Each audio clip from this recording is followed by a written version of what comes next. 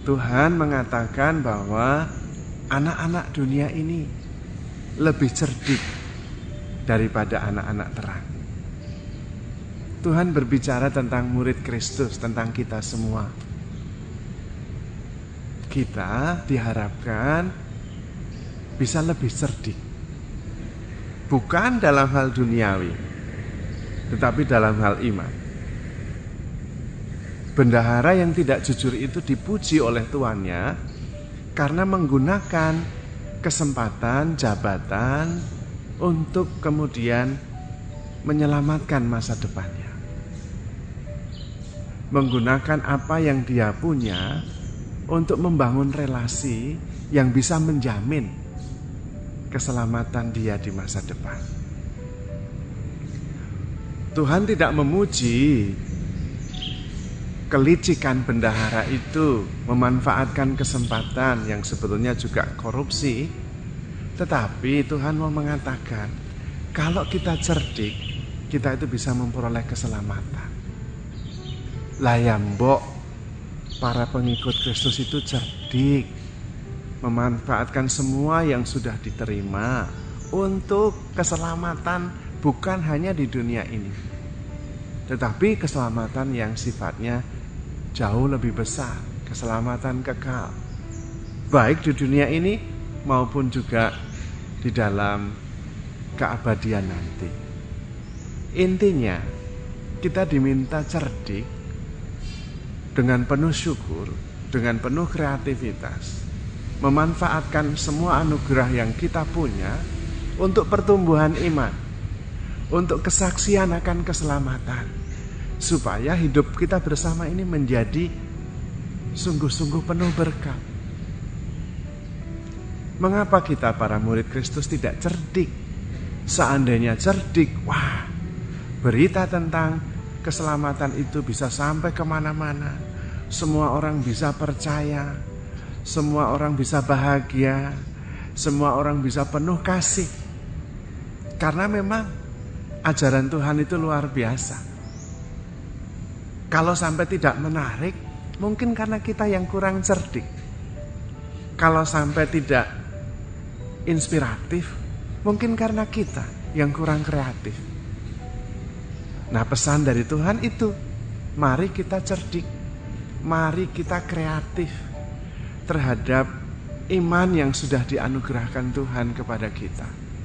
Pengorbanannya, cintanya, rencana besarnya terhadap kita, kasihnya yang tanpa batas, itu semua kita manfaatkan dengan kreatif, sehingga seluruh tindakan, pikiran, gagasan kita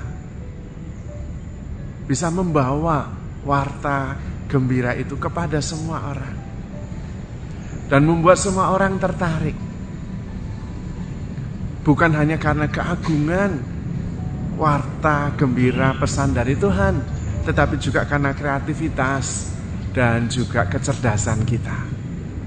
Kita dianugerahi akal budi, kita dianugerahi kesempatan, kita dianugerahi bimbingan Tuhan.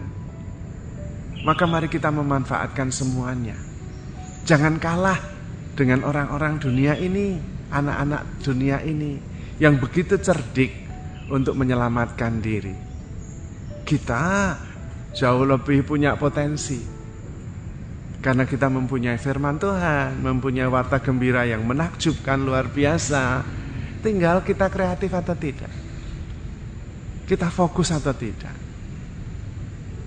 dan kemudian kita sungguh-sungguh tekun dan setia berusaha, supaya dengan kecerdikan, dengan ketekunan, dengan kesetiaan kita menemukan jalan-jalan baru, sehingga kabar gembira, kabar keselamatan, kabar kasih tanpa batas dari Tuhan itu bisa sampai menyentuh hati semua orang, sehingga seluruh dunia mengalami keselamatan, sukacita, kegembiraan, kebebasan.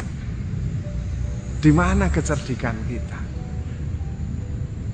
Kita tentu cerdik, tapi mungkin tidak kita manfaatkan untuk kerajaan Allah, untuk pewartaan, untuk iman kita. Nah, di situ yang Tuhan mau sampaikan hari ini. Kita mari menggunakan kecerdikan, kecerdasan, kreativitas kita untuk hal-hal rohani, untuk iman, untuk kebaikan, untuk kabar gembira keselamatan. Jangan kalah dengan anak-anak dunia ini. Tetapi kita bersama Tuhan yang selalu setia, selalu menemani, selalu mengasihi, kita pasti bisa. Bisa lebih cerdik, lebih kreatif, lebih inspiratif. Harapannya seluruh dunia mengenal kasih Tuhan, mengalami keselamatan dan sukacita. Anda dan saya dipercaya oleh Tuhan dan juga dianugerahi bekal, yaitu akal budi dan kreativitas.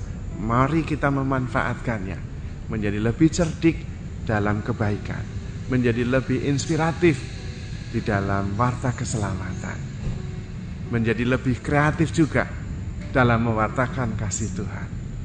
Apalagi Tuhan menyertai dan membimbing kita dengan setia. Maka saudara-saudari terkasih, saya akan berdoa untuk Anda semua.